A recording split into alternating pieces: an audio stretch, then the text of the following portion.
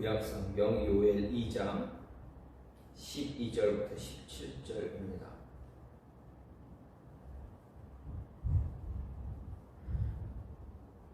요엘서 2장 12절부터 17절입니다.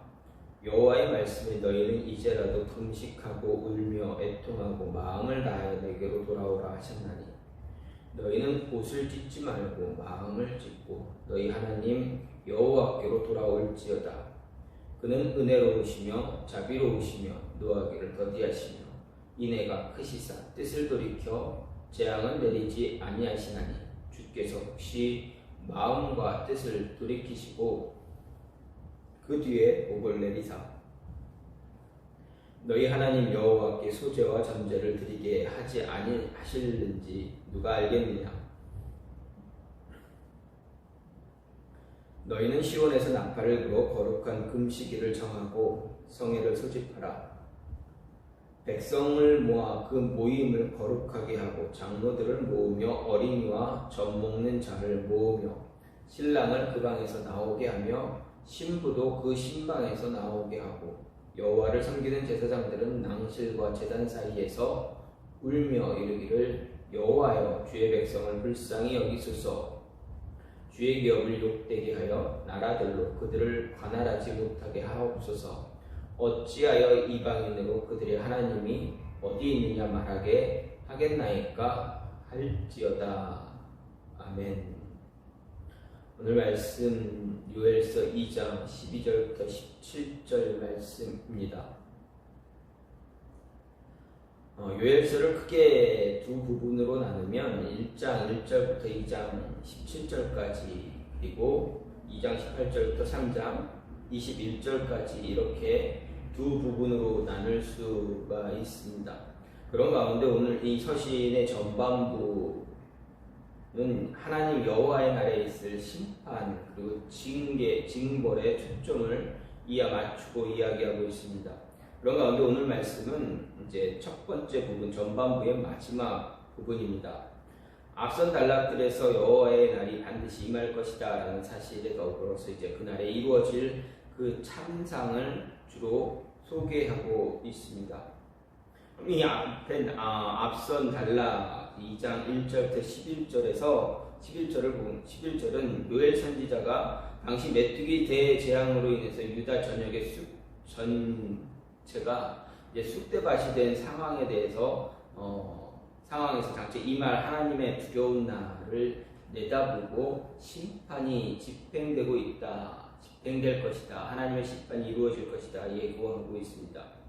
그리고 이어지는 오늘 본문에서 요엘은 여호와의 날이 다가왔을 때 앞서 이스라엘의 회개와 전 민족 대성회 개최를 이야기합니다. 즉 전 민족적으로 온 백성이 다 같이 하나님께 나와 거룩한 성회를, 거룩한 제사, 거룩한 예배를 드려야 한다 이야기합니다. 즉 유다 백성들을 향해서 여호와 하나님 앞에서 온 백성이 진심 어린 회개를 해야 한다 이야기하는 것입니다. 강조합니다. 하지만 요엘은 자신의 선지자의 권위를 내세워서 백성들에게 회개를 강요하거나 촉구하지는 않습니다. 그죠? 하나님의 계시가 나에게 임했다. 나는 그것을 너희에게 전하기만 한다라고 전할 뿐입니다. 여기서 여호와의 말씀에 해당하는 히브리어 내용 예호와는 여호와 하나님께서 신탁으로 요엘 선지자에게 들려준 계시의 말씀을 이야기합니다. 여호와 하나님은 요엘 선지자를 통해서 유다 백성이 다 큰 재앙을 당했지만 이제라도 마음을 찢고 하나님 앞으로 돌아오기만 한다면 그들을 이제 회복시켜 주실 것이다 라고 약속합니다. 하지만 어떻습니까? 그처럼 기회가 부여졌음에도 불구하고 어떻습니까? 유다 백성들은 끝내 돌아오지 않습니다. 더 이상의 기회는 주어지지 않을 것이고 무서운 심판만이 그들을 덮을 것이다 이야기합니다. 그들이 돌아오지 않으면 기회는 더 이상 주어지지 않을 것이다. 심판만 존재할 것이다 이야기한 것입니다. 그래서 마지막 날이 되어 최후 심판날을 맞이하게 된다면 그때는 이런 기회, 지금 주어지는 이런 기회조차 얻을 수 없다, 주어지지 않는다 이야기하는 것입니다. 그러면 이러한 모습, 이렇게 요엘 선지자가 하나님의 말씀을, 계시를 전하는 때, 그러면 이스라엘 백성들에게, 유다 백성들이 하나님 앞으로 돌아올 수 있는, 그들의 죄를 돌아서려면 어떻게 해야 되는가? 분명 요엘 선지자는 이야기합니다. 하나님께 돌아오기 위해서는 이렇게 해야 된다. 하나님께 돌아오면 너희에게 이렇게 주겠다. 하나님이 너희를 이렇게 받아주겠다. 다 용서해 주시겠다. 하나님의 은혜, 하나님의 사랑으로 인해서 너희가 죄사함을 받을 것이다. 하나님의 용서가 있을 것이다. 이야기합니다. 그런데 요엘 선지자가 이러한 이야기를 하면서 내건 조건이 분명히 있습니다. 하나님께 돌아오면 용서는 받겠지만 그 용서를 받기 위해 돌아오는 그 과정 속에서 조건이 붙어 있다. 무엇입니까? 오늘 말씀을 보면 그 조건들에 대해서 이야기하고 있습니다. 먼저 12절 말씀을 보면 여호와의 말씀에 너희는 이제라도 금식하고 울며 애통하고 마음을 다해서 돌아오라 이렇게 합니다. 즉 조건이 뭐냐? 금식해야 된다, 울며 애통하고 마음을 다해야 한다라는 것입니다. 마음을 다하지 않으면 너희가 나에게 돌아와 봐야 아무 소용이 없다라는 그런 의미의 말씀입니다. 요엘 선지자 하나님 말씀을 듣고 유다 백성들에게 선포하길 그들이 잘못된 길을 돌이키지 않으면 심판이 있을 것이다 전했습니다. 그런데 이스라엘을 볼 때, 유다 백성들을 볼 때 솔직히 말해 그들의 죄는 더 이상 돌이킬 수 없을 정도의 하나님 앞에서 정말 악을 행한 백성들이 됩니다. 일반적으로 생각해보면 누구도 그들의 죄를 넘어갈 수 없을 정도의 모습입니다. 용서를 구해도 용서가 되지 않을 정도의 모습이 되어버렸습니다. 그럼에도 하나님은 무엇라 이야기합니까? 만약에 너희가 돌아오면, 너희가 가는 그 길에서 돌아선다면 용서해 주겠다, 내가 받아주겠다라는 이야기입니다. 오늘 이 12절 말씀을 보면 너희는 이제라도라고 해서 이제라도라는 말을 볼 때 하나님이 얼마나 이스라엘 백성들이 돌아오기를 기다리고 있는가를 알 수가 있습니다. 이 이제라도라는 말을 볼 때 이 말의 뉘앙스가 모든 것이 다 끝장나 버린 상황이라도, 그런 상황이어도 돌아오면입니다. 다시 회복될 수 없을 것이라 판단되는 그런 때라는 의미를 이야기합니다. 그렇다면 백성들에게 하나님의 심판이 임박했을지라도 돌아서기만 한다면, 그 길에서 돌아서기만 한다면 하나님은 용서해 주시고 그들을 받아주시겠다는 이야기입니다. 하나님께만 돌아오면 모든 것이 해결이 된다는 이야기입니다. 내일을 책임져 주겠다, 미래를 내가 보장해 주겠다라는 말씀입니다. 그래서 하나님은 언제나 백성들을 향해서 무엇라 이야기합니까? 돌아오라 이야기합니다. 선지자를 통해서 하나님이 주로 하신 말씀들은 무엇입니까? 회개하라, 돌아오라, 회개하라, 돌아오라. 어떻게 보면 같은 말입니다.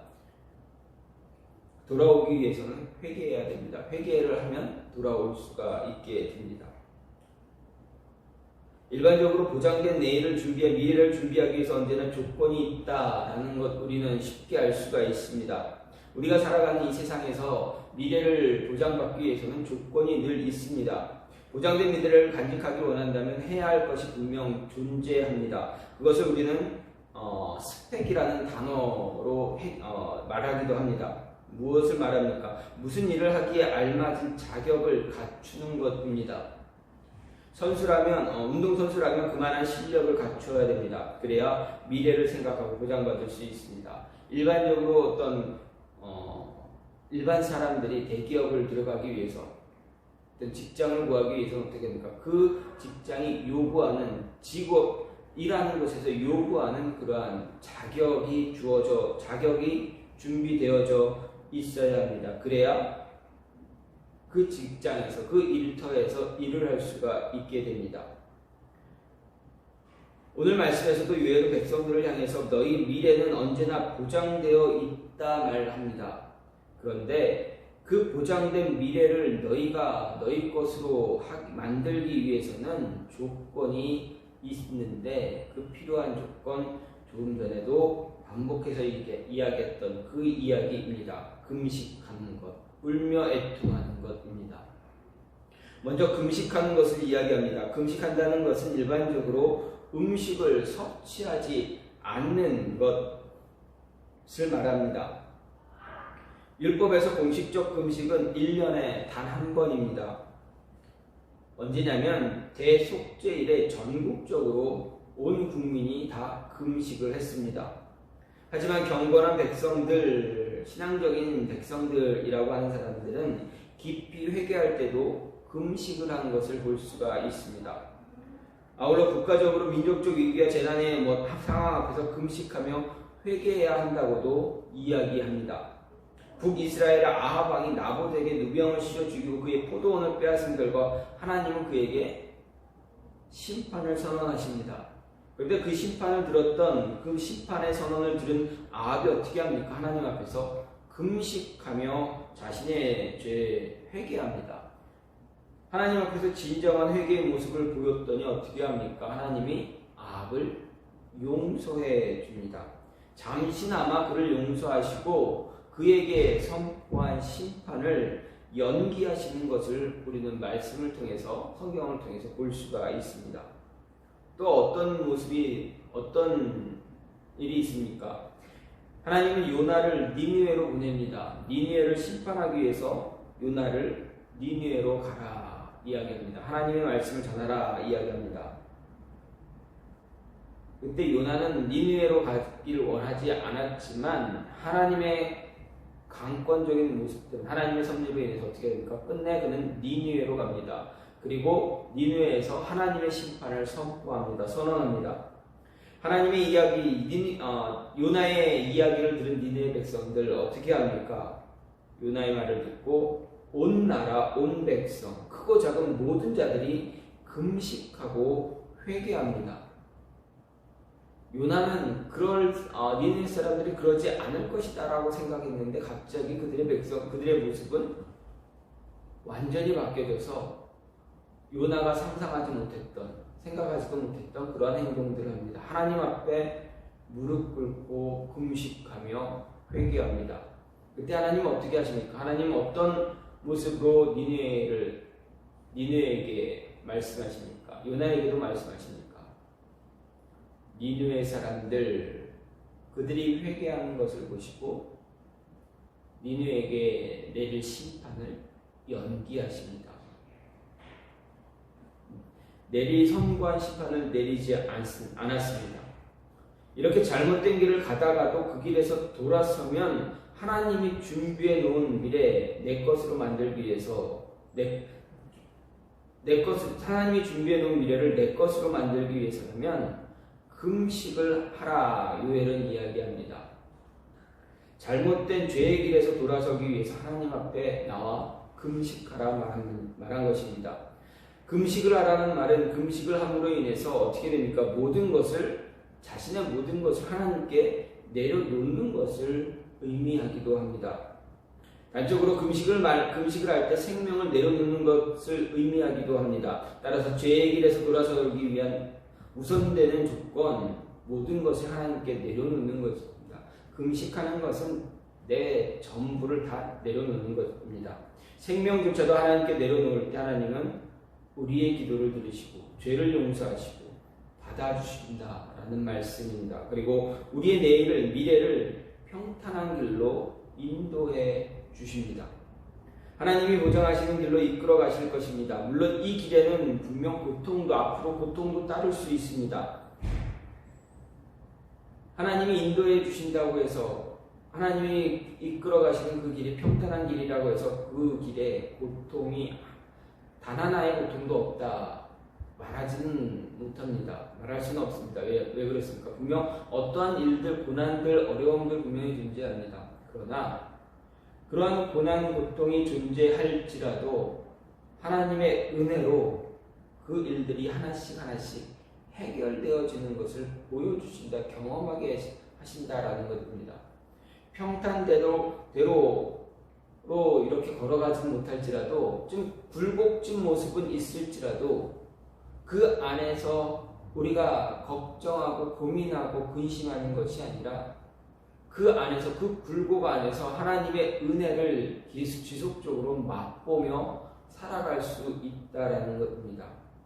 모든 건 내려놓았기 때문에, 하나님께 모든 건 막 내려놓았기 때문에 하나님께서 모든 것을 책임져 가신다라는 말씀입니다. 또 요엘이 말한 두 번째 조건은 무엇이었습니까? 우는 거, 울고 애통하라 라고 이야기했습니다. 여기서 울어야 한다라는 말, 이 단어는 큰 소리 내면서 눈물이 펑펑 쏟아지도록 우는 행위를 말하는 그러한 단어입니다. 예를 들어서 요셉이 총리가 된 후 그의 형제들을 만났습니다. 그리고 주체할 수 없을 감정을 억누르다가 자기 방으로 가서 대성통곡을 합니다. 그때 대성통곡을 하는 그 모습을 이야기할 때 이 단어가 사용되었습니다. 또 이 히스기야 왕이 하나님으로부터 죽음의 선고를 받은 이후에 하나님께 목숨을 구하면서 대성통곡할 때도 이 단어가 사용이 되었습니다. 이렇게 볼 때 죄의 길에서 돌아서기를 원하는 사람들은, 원하는 자들에게 하나님이 요구하는 건 가슴을 치면서 정말 울고 통곡하는 그 모습을 원하신다. 대성통곡가 울고 대성통곡을 하는 그 모습을 원하시는 이유, 왜 우리의 눈물을 하나님께서 원하시겠습니까? 이렇게 대성통곡함으로 인해서 우리의 모습, 내 모습이 어떤가를 직접 바라보는 것입니다. 왜 이렇게 하지 않으면 안 되는가를 보라는 이야기입니다. 또 애통하라 라고 이야기합니다. 애통해야 한다는 것 역시 슬픔을 이기지 못해 머리카락을 쥐어뜯거나 가슴을 치는 그런 행위를 나타냅니다. 힘들고 어려운 일들이 있을 때, 억울한 일들이 있을 때 우리가 어떻습니까? 정말 내 마음대로 내가 어떻게 할 수 없는 그런 일들이 있을 때 우리는 가슴을 얼마나 칩니까? 간혹가다 머리를 쥐어뜯는 일들이 얼마나 많이 있습니까? 이런 모습을 애통한다라고 이야기합니다. 하나님은 요엘을 통해서 이 유다 백성들을 향해서 너희가 이렇게 애통해야 된다. 너희가 지은 죄, 너희가 가던 죄의 길, 그 길을 바라보면서 너희가 지나왔던 그 길을 바라보면서 너희의 가슴을 치고 대성통곡하며 회개하고 머리를 쥐어뜯는 그 모습을 통해서 너희를 스스로 돌아서야 한다라는 이야기입니다.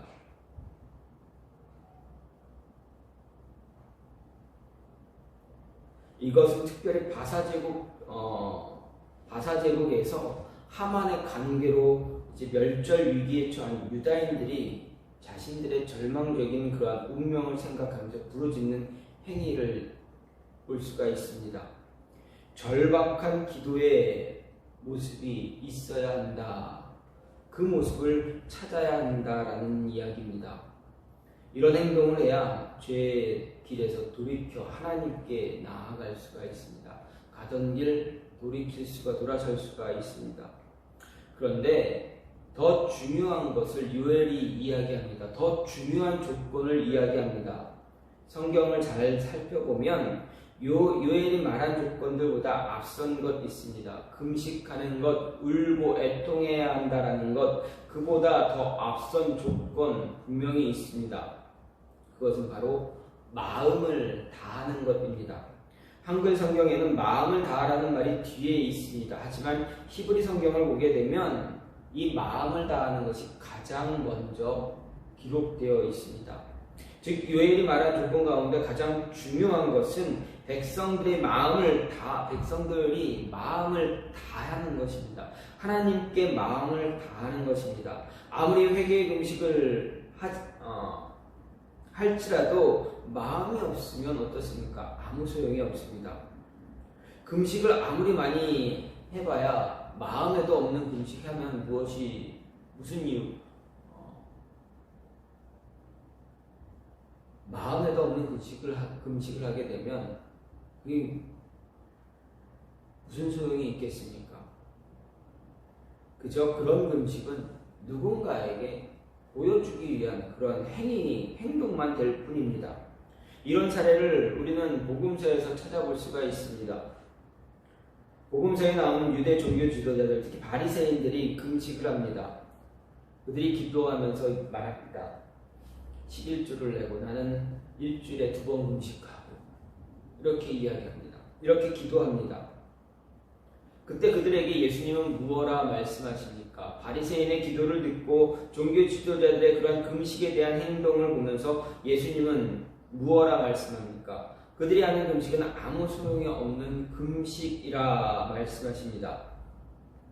그들이 하는 금식은 하나님을 향해 드리는 금식이 아니라 금식 기도가 아니라 누군가에게 보여주기 위한 그런 금식 기도라 말씀하신 것입니다. 그러한 금식이고 그러한 회개의 기도가 됩니다. 하나님은 그것을 받지 않으신다. 원하지 않으신다. 분명하게 예수님이 말씀하셨습니다. 마음이 빠지면, 마음이 없는 금식을 하게 되면 하나님은 원하지 않습니다. 마음이 없는 애통, 마음이 없는 울부짖음, 그 울부짖음이 무슨 소용이 있겠습니까? 그 애통함이 무슨 소용이 있겠습니까? 내 마음을 찢는 그러한 모습이 없으면 아무 소용이 없다라는 것입니다. 마음이 빠지면 아무리 오랜 금식을 하더라도, 아무리 애통해도 아무 소용이 없게 됩니다. 하나님이 원하는 것은 마음입니다. 마음이 따라가야, 마음이 있어야 하나님 말씀에 순종할 수가 있습니다. 하나님이 말씀하시는 것 행할 수가 있습니다. 마음이 없으면 그저 하나님이 시키시는 하나님의 명령에, 하나님 말씀에 그저 그냥 몸만 따라가는 그런 행동을 하게 되면 하나님의 뜻을 온전하게 이루지 못한다. 이스라엘의 초대왕 사울왕을 생각해 보십시오. 하나님은 그에게 많은 은혜를 주셨습니다. 사울왕의 모습을 보면 그가 왕이 될 때까지, 왕이 돼서 치룬 전쟁 가운데 마지막 블레셋과 치룬 전쟁 외에는 다 승리했습니다. 하나님은 사울에게 승리라는 은혜를 그에게 끊임없이 부어주셨습니다. 그럼에도 사울은 어떻습니까? 하나님 앞에 온전한 모습을 가졌습니까? 그러지 못했습니다. 사무엘 선지자를 통해서 끊임없이 하나님은 사울왕에게 그 길을, 잘못된 길 돌이키라고 말씀하셨지만 그는 돌이키지 않았습니다. 시기 질투에 의해서 끊임없이 잘못된 길로만 걸어갔습니다. 하나님이 말씀하실 때마다 그는 마음을 다해서 하나님의 말씀을 듣지 않았고 마음을 다해서 행동하지 않았습니다. 그렇기 때문에 아말렉을 치라 했을 때 어떻게 합니까?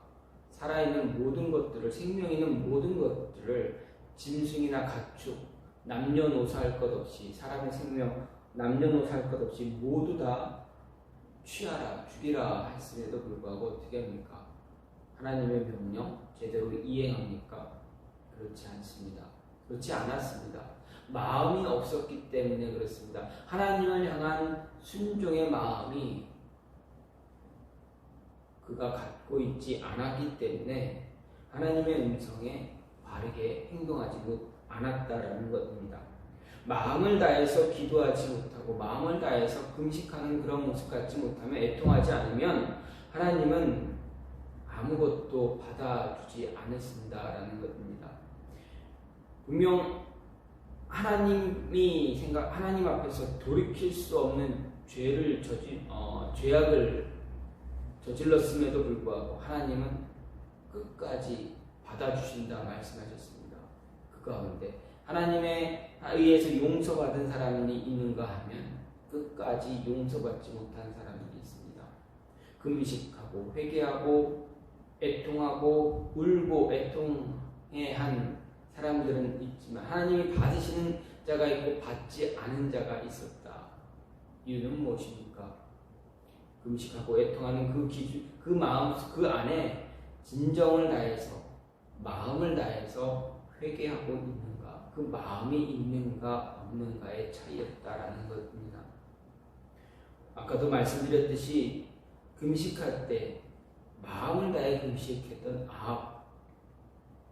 마음을 다해서 애통했던 요셉이나 히스기야, 그들에게 하나님은 어떻게 합니까? 은혜를 부어 주셨습니다. 마음을 다해서 회개했던 유다 남유다의 가장 악한 왕 므낫세 역시 하나님께 은혜를 받는 그런 모습을 경험합니다. 므낫세 하면 히스기야 아들 므낫세입니다. 므낫세는 성경이 말하기를 남유다에서 이스라엘 남북을 다 통틀어서 이스라엘 왕 가운데 하나님 앞에서 가장 악한 왕이었다라고 기록이 되어 있습니다. 하지만 하나님의 심판이 그에게 임했을 때 그가 하나님 앞에서 회개합니다. 마음을 다해서 진정을 다해 회개했을 때 하나님은 그의 기도를 들어주시고 그에게 내리실 심판을 연기해 주셨습니다. 물론 므낫세의 악한 행동 때문에 남유다가 멸망하는 심판을 받는 그런 모습은 있었을지라도 그의 회개로 인해서 그 시기가 늦춰졌다라는 것입니다. 니느웨가 회개함으로 인해서 심판받는 시기가 늦춰졌던 것처럼 므낫세에게도 하나님의 그런 은혜가 임했다라는 것입니다. 마음을 다할 때 하나님은 받아주십니다. 우리가 마음을 다해 하나님께 금식하며 회개하며 회개의 기도를 드릴 때 하나님은 받아주신다. 우리의 미래를, 우리의 내일을 같이 함께 하신다라는 것입니다. 진정을 다해서 마음을 다해서 하나님께 모든 것 내려놓을 수 있는 그런 모습이 저와 여러분 안에 있기를 간절히 소망합니다.